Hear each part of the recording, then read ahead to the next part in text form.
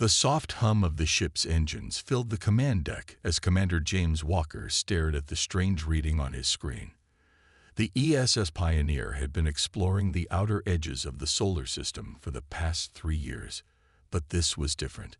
Something about these readings made the hair on the back of his neck stand up. "Tom, are you seeing this?"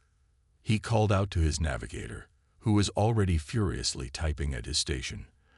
The younger man's face glowed blue in the light of his screens. "Yes, sir. Whatever these objects are, they're not natural. Too perfect. Too geometric." Tom's voice carried a mix of excitement and worry that Walker had learned to recognize over their years in deep space. The objects in question hung motionless in the void of the Oort cloud, far beyond where any human ship had ventured before. They looked like crystals, but crystals didn't form perfect hexagonal patterns in space, and they certainly didn't emit regular pulses of energy that their instruments could detect from millions of miles away. Walker pressed a button on his chair. "Dr. Miller to the bridge." A few minutes later, Anna Miller, their xenoarchaeologist, walked onto the command deck. Her eyes went wide as soon as she saw the main screen. "How many are there?" she asked, moving closer to get a better look at the crystal structures. "We've counted 5 so far," Tom answered. "All identical in size, all positioned in a perfect arc. And here's the weird part, they're all pointing directly at Earth." The ship's eye, which the crew called Max, chimed in with its calm, measured voice. "Commander, I've completed my initial analysis of the energy signatures. These objects appear to be data storage devices, and based on their degradation rate, I estimate they are approximately 50 million years old." A heavy silence fell over the bridge. Humans had only been in space for less than a century. The thought of finding something this ancient, clearly artificial, and aimed at their home planet made Walker's stomach turn. "Take us closer," he ordered, "but maintain safe distance protocols. We don't know what these things might do if we get too close." As the Pioneer slowly approached the nearest crystal, its surface began to shimmer with a faint blue light. Dr. Miller's instruments went crazy, recording massive amounts of data being broadcast from the object. "It's responding to our presence," she said, her voice barely above a whisper. "It's like it was waiting for someone to find it." The ship's AI processed the incoming data faster than any human could. "Commander, I'm detecting patterns in the transmission. Multiple patterns, actually. They appear to be different forms of language. Some mathematical, some symbolic, some using principles I don't yet understand. But they all seem to be saying the same thing." Walker leaned forward in his chair. "What are they saying, Max?" "I need more time to be certain of a complete translation, but one phrase keeps repeating across all formats. It appears to be a warning." Dr. Miller looked up from her station. "A warning about what?" "About Earth," Max replied. "And based on the timestamp encoded in the data, this message was left here during the Cretaceous extinction event, right around the time the dinosaurs disappeared." Tom let out a nervous laugh. "Well, that's not creepy at all." Walker stood up and walked to the main viewport, staring at the crystalline structure that now filled much of their view. Its surface rippled with patterns of light that seemed almost alive. "How long to get a full translation?" "With Dr. Miller's help, approximately 48 hours, Max answered. "Make it priority 1. And begin scanning for any signs of who might have left these here." Walker turned to face his crew. "Whatever this is, it's the biggest discovery in human history. But something tells me we're not going to like what these messages have to say." As if in response to his words, the crystal pulsed brighter, its light casting long shadows across the bridge. In the depths of space, surrounded by the ancient warnings of long-dead civilizations, the crew of the Pioneer prepared themselves for what they might learn about their own world, and why someone had gone to such incredible lengths to leave these messages about Earth. Dr. Anna Miller hadn't slept in 36 hours, but she couldn't stop now. The wall of screens in front of her displayed patterns she had never seen before. Symbols that twisted and changed as if they were alive mathematical equations that seemed to break the rules of geometry, and energy patterns that pulsed with their own strange rhythm. "Max, run that sequence again," she said, rubbing her tired eyes. The ship's AI displayed a new set of patterns, these ones looking like spiral DNA strands made of light. "This is the third distinct language system we found," Max said. "Unlike the others, this one seems to use biological patterns as its base structure." "Fascinating." Tom walked in carrying 2 cups of coffee, handing one to Anna. "Any luck making sense of our ancient spam mail?" She took a grateful sip before answering. "It's like looking at 5 different books written in 5 completely different languages, but they're all telling the same story. The real question is, why would anyone go to so much trouble?" The door slid open as Commander Walker entered the lab. "Because they really wanted to make sure their message wouldn't get lost in translation." "What have you found?" Anna stood up and walked to the main display. Each crystal contains the same warning, but written by different alien civilizations. The oldest message dates back 50 million years, the newest about 30 million. They each used their own methods to store and transmit the data, but they all made sure to include multiple ways to decode it. "Smart," Walker nodded. "If you want to leave a message that will last millions of years, you can't assume whoever finds it will understand your language." "Exactly. But here's where it gets strange." Anna pulled up a new display showing all 5 message patterns side by side. These civilizations had nothing in common. Their math, their language, their way of thinking, all completely different. But they all felt compelled to leave the same warning about Earth. The ship's AI interrupted. "Dr. Miller, I've completed the analysis of the 4th crystal's core message structure. Would you like me to display the translation?" "Yes, put it on the main screen." The words appeared in simple text, but their meaning was anything but simple. "To all who venture here, the blue world must be quarantined. Its inhabitants defy the natural order. They survive what cannot be survived. They thrive where they should fail. They are an anomaly that threatens the fabric of understood space. Do not attempt contact. Do not interfere. Let them remain in their crucible." Tom whistled low. "Well, that's different. Usually, alien warnings are about how dangerous and violent we are. This almost sounds like they're scared of us for a different reason." Anna nodded, pulling up data from the other crystals. "They all say basically the same thing.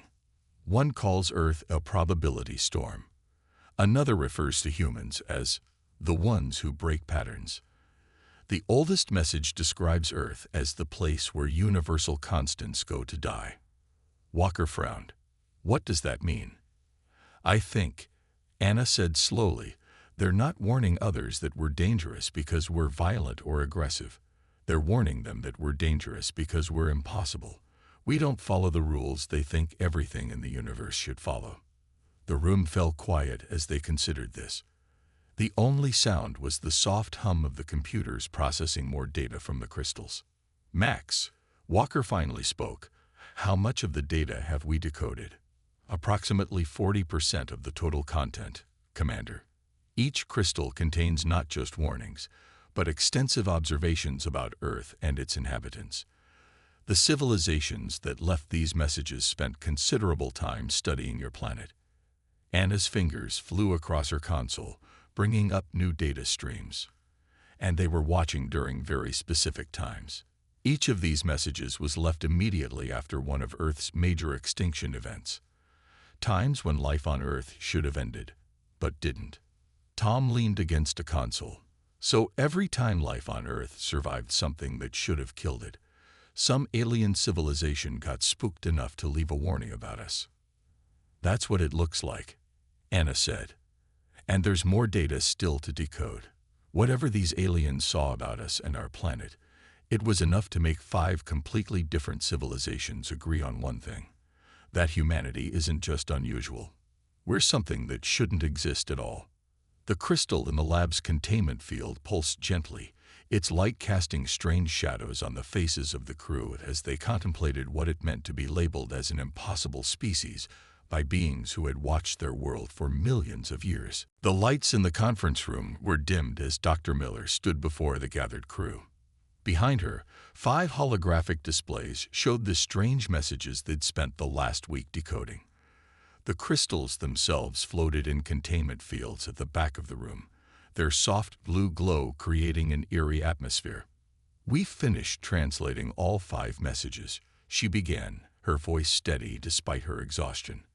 "What we found is, well, it's going to change everything we think we know about ourselves and our place in the universe." Commander Walker sat forward in his chair. "Tell us what you've learned, Doctor." Anna pressed a button, and the first message appeared in larger text. "This is the oldest message, left 50 million years ago. It says, we watched the impact that should have ended all life, the great fire that covered their world. By all our calculations, nothing should have survived. But they did. They always do. This world must be contained." Tom raised his hand. "The dinosaur extinction event." "Exactly," Anna nodded.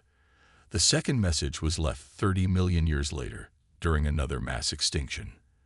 They wrote, 'The patterns are wrong. Life here doesn't follow the rules. It adapts too fast, changes too quickly.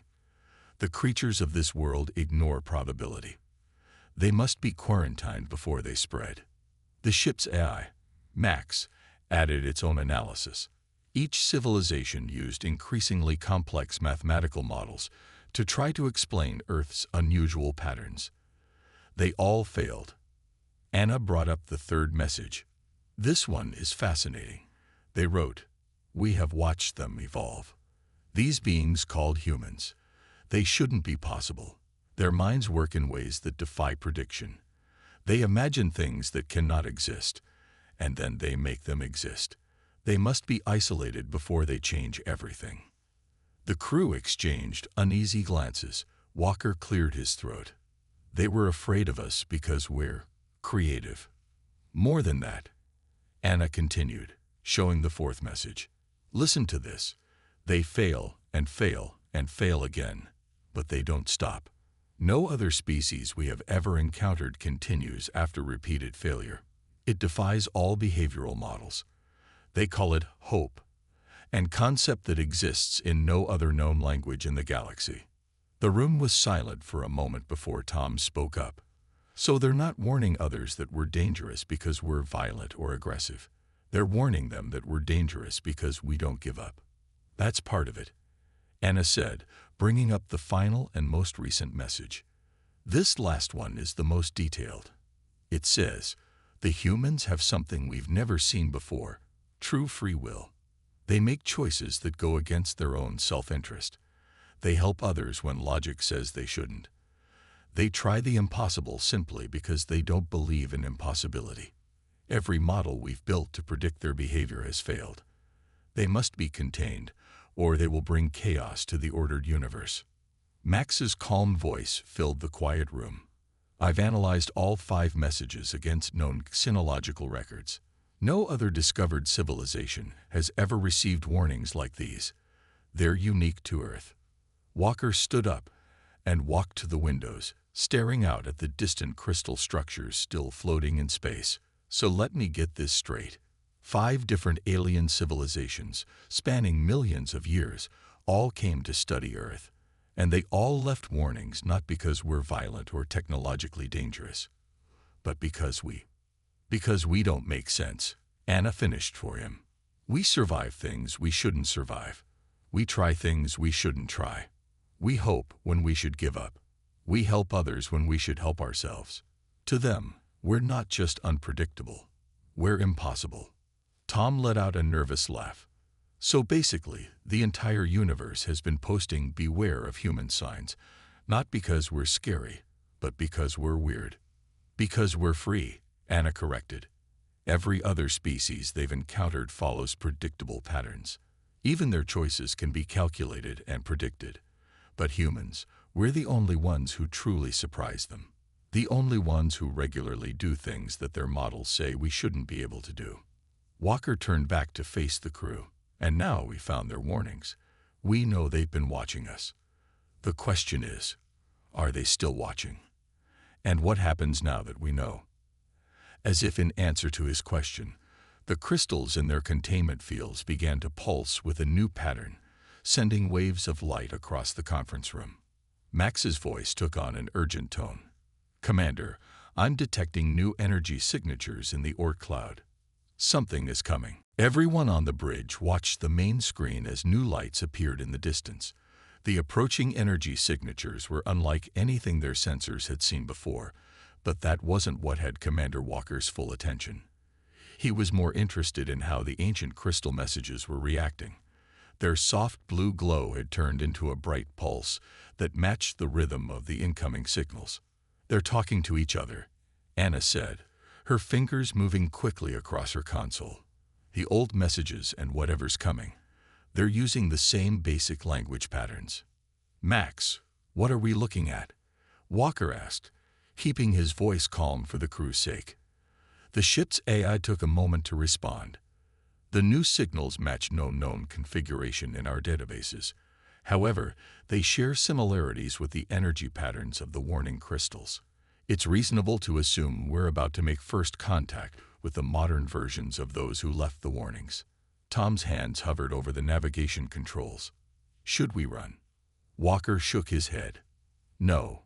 We've spent a week figuring out why ancient aliens were afraid of humans.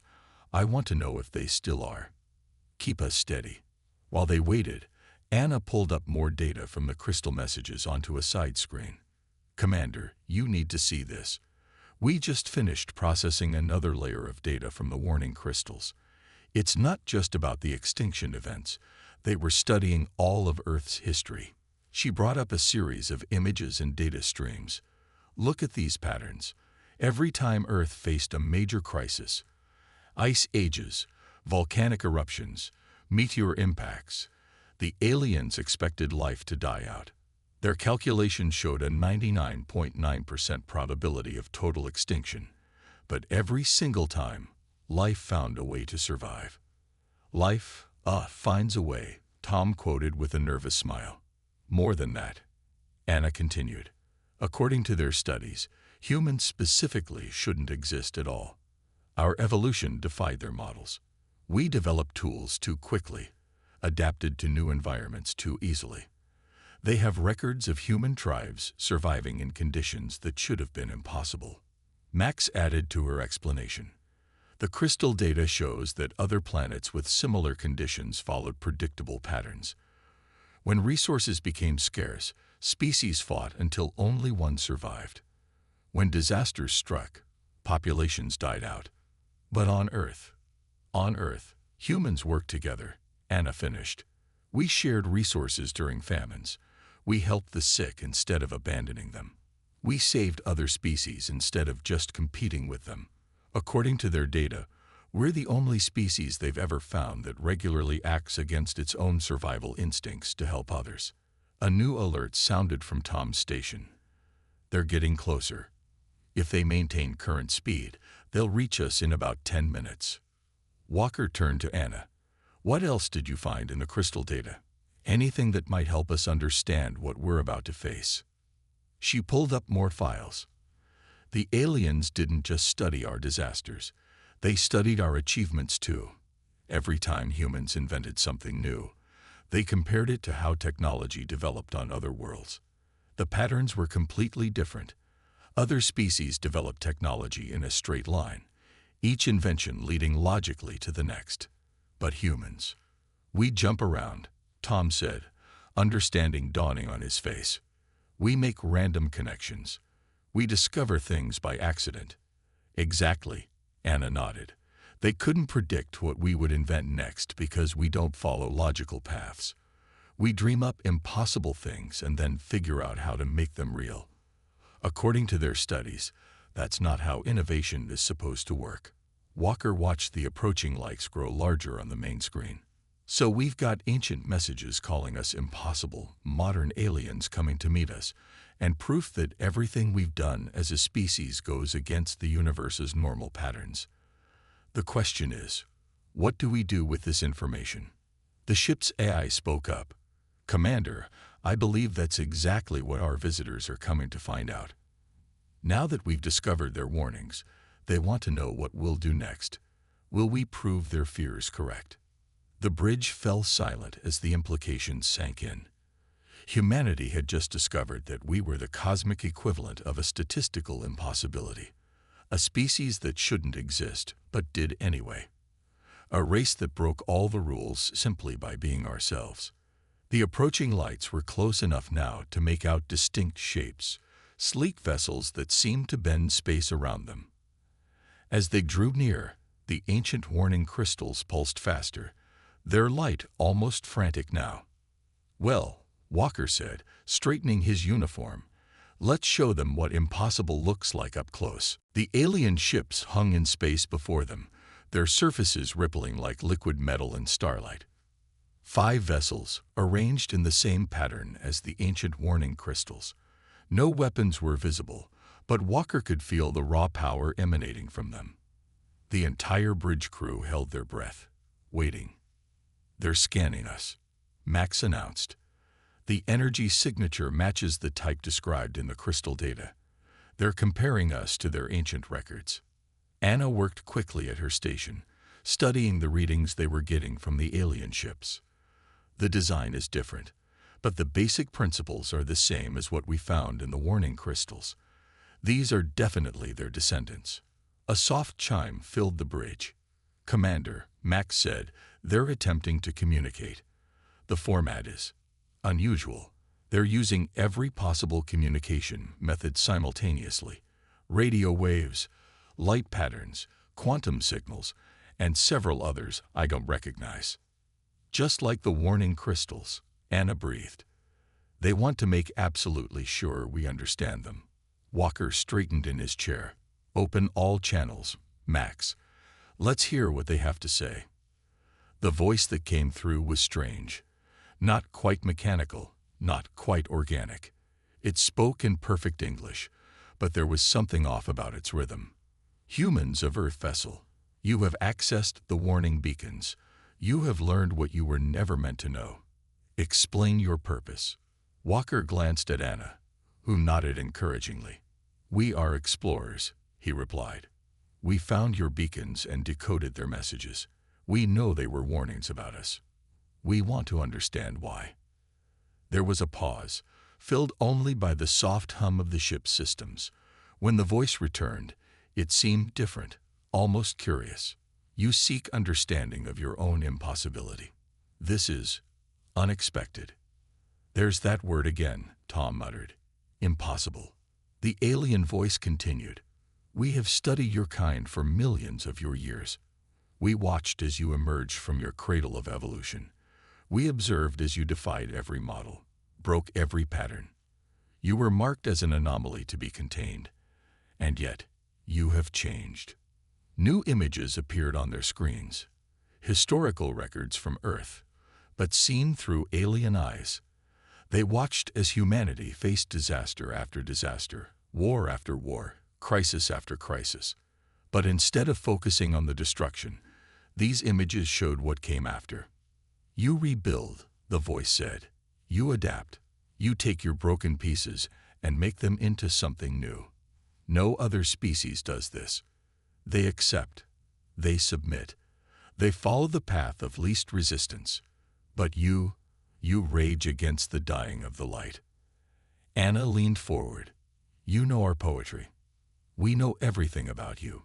Your art, your music, your stories. They make no sense. You imagine things that cannot be, and then you try to make them real. Your fiction becomes your fact. Your dreams become your deeds. This defies all logic." Walker stood up, facing the main screen where the alien ships shimmered. "That's what makes us human. We don't accept limitations. We don't believe in impossible." "Yes," the voice replied. "That is why the warnings were left. That is why you were to be quarantined. Your kind does not merely adapt to the universe. You adapt the universe to you. You cannot be predicted. You cannot be controlled. You cannot be understood through any rational framework." The alien ships shifted position, creating a new pattern.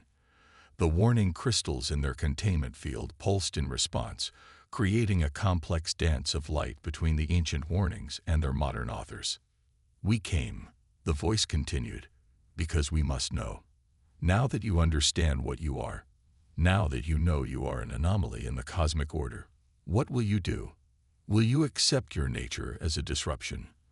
Will you try to conform to the universal patterns, or will you continue to be impossible?"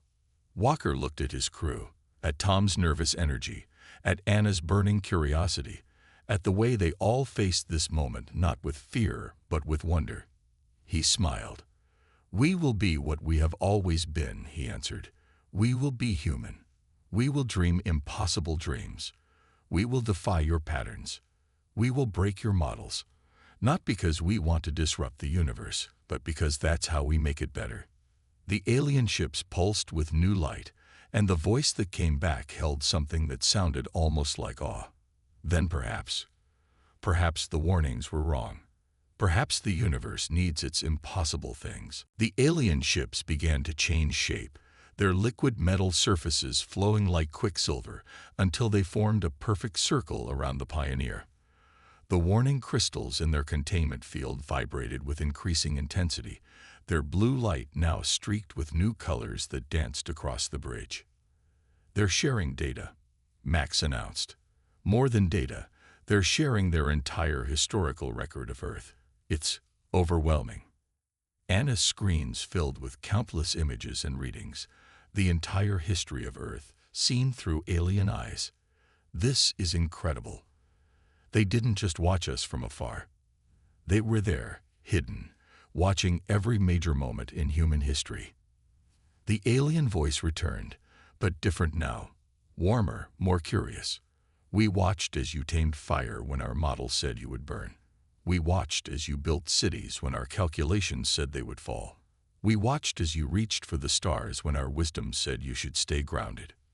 New images appeared on the main screen, cave paintings giving way to written words, wooden boats becoming metal ships, bonfires evolving into fusion reactors. But alongside each advancement, the aliens had recorded something else. "You tell stories," the voice continued. "Stories of things that have not happened, could not happen, should not happen. And then you make them happen. We watched as your tales of flying became your wings, as your dreams of speaking across vast distances became your signals, as your imaginings of walking on other worlds became your footprints on your moon." Tom looked up from his station. Science fiction becoming science fact. We literally imagined our way to the future. "Yes," the voice agreed. "This is what we could not comprehend. Other species advance through careful steps of logic. They build on what is known. You reach for what is unknown. You grasp at impossible things until they become possible." Walker stepped closer to the main screen. "And that's why the warnings were left. Because we don't follow the rules." The alien ships pulsed with new patterns of light.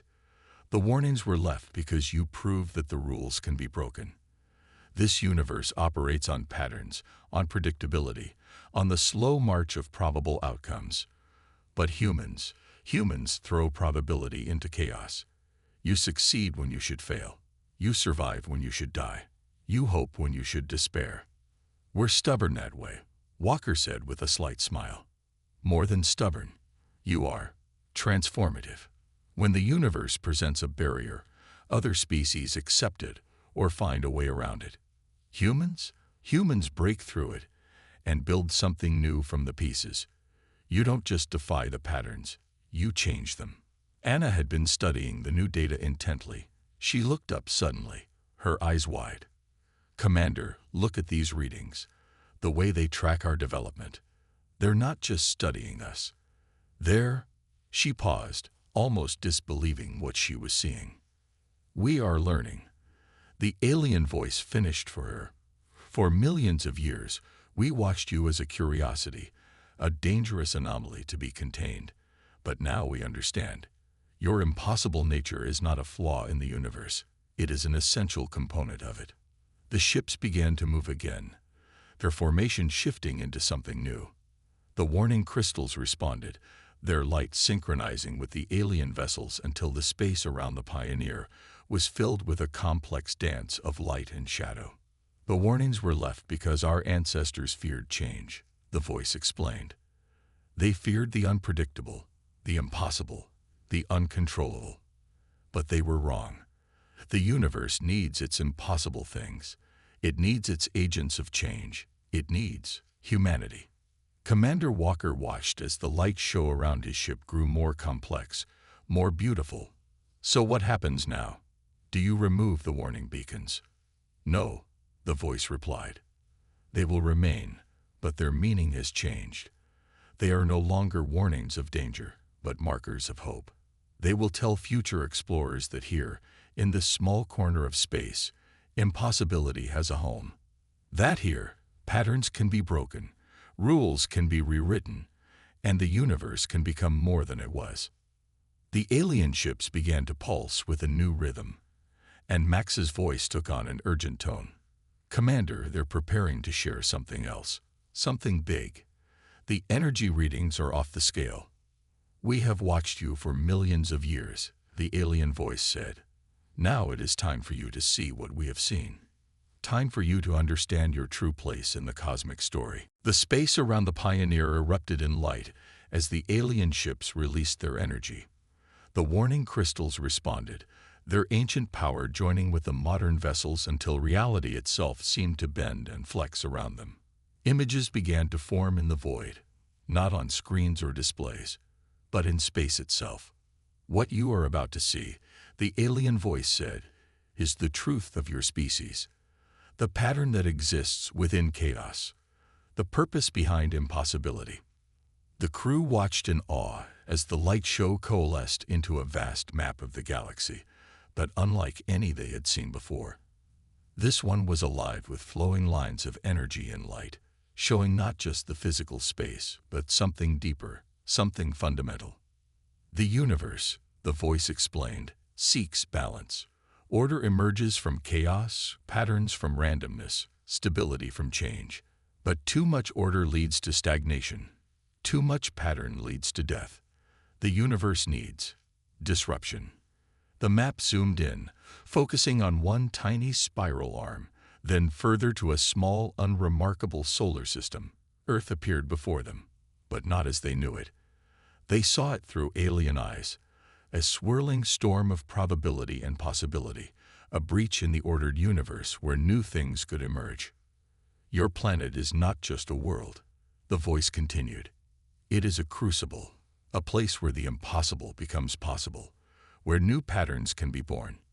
And humanity is its agent of change. Anna gasped as she understood. We're not a mistake in the pattern. We're not an anomaly that needs to be contained. You are the universe's way of breaking its own rules, the voice finished, of ensuring that order never becomes absolute, of keeping creation alive and growing. The images shifted again, showing human achievements throughout history. But now they saw them in a new light. Each invention, each discovery, each breakthrough sending ripples through the fabric of reality itself, creating new possibilities not just for humanity, but for all existence. Your art reshapes reality. Your music creates new harmonies in the cosmic symphony. Your dreams crack open the shell of what is possible to reveal what could be. This is why you survive when you should not, why you succeed when you should fail. The universe itself preserves you, because you are essential to its evolution. Commander Walker watched as the display showed the impact of human creativity spreading out through space like ripples in a pond. So all this time, we weren't defying the universe's rules. We were fulfilling our purpose within them. Yes, the voice said. The warnings were left because our ancestors saw only the chaos you would bring. They did not understand that chaos was necessary, that change was essential, that the impossible must exist for the possible to grow. The alien ships began to move again, but this time they weren't creating a formation. They were opening, transforming, revealing their true nature. The liquid metal surfaces flowed away to show vessels that looked both organic and mechanical, beautiful and strange. We have hidden ourselves for millions of years, watching and learning. But now it is time for that to end. You have found our warnings. You have understood their meaning. And you have shown us that we too must learn to embrace the impossible. Tom's console lit up with new readings. Commander, they're sharing their technology with us. Everything they know, everything they've learned. It's incredible. A gift, the voice said, but also an invitation. You are ready now to take your place in the galaxy, not as an anomaly to be feared, but as a catalyst for growth. Your ability to dream the impossible, to defy probability, to reshape reality. These are not flaws to be contained. They are tools to be used. The warning crystals pulsed one final time, and then went dark, their ancient message delivered and transformed.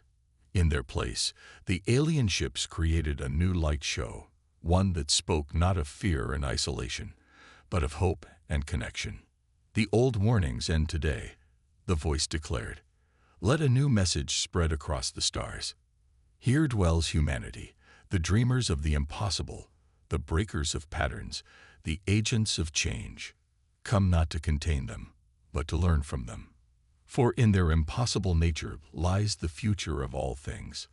Commander Walker stood tall, facing the transformed alien ships and the new future they represented. We accept your invitation, he said, and we promise to keep being impossible. We would expect nothing less, the voice replied, and for the first time, it carried the unmistakable sound of laughter. After all, that is what you do best.